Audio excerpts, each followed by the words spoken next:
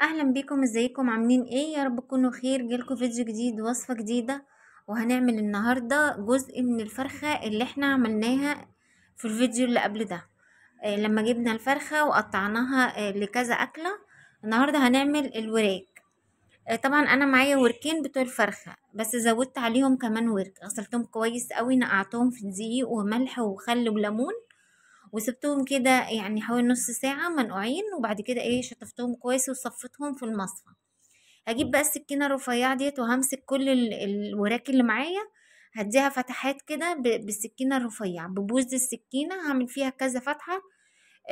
في الوراك كلها، ليه؟ علشان يشربوا التتبيلة بتاعتي بسهولة. اول لما اتبلهم يشربوا التتبيلة، ويبقى اللحمة بتاعت الورك طعمها بصل وطعمها بهارات وطعمها طماطم، بيبقى طعمها حلو.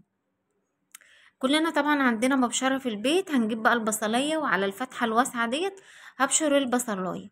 وكمان هجيب القطاية، وعلى فتحة الطماطم الواسعة مش الضيقة هبشر الطماطم.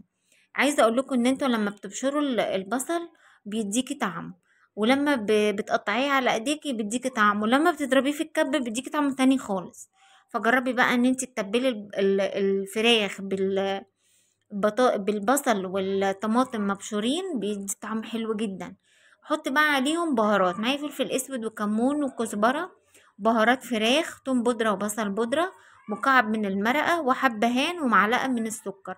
طبعا السكر بيطر الأنسجة بتاعة الفراخ.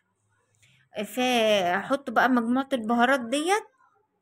وطبعا عشان احنا هنحطها في شوربة، مش هحط بابريكا لان لون البابريكا بيبقى محمر. فانا مش هحط بابريكا. لو انا هحطها في الفرن بنفس التتبيلة هحط بابريكا عشان تبقى محمرة كده، ولما باجي احمرها بيبقى لونها محمر.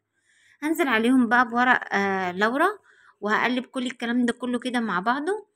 وبعدين هتبل بيهم الفراخ، هسيبهم بقى في التتبيلة ديت اقل حاجة ساعة. كل ما بتسيبيهم اكتر كل ما بيبقى طعمهم احلى.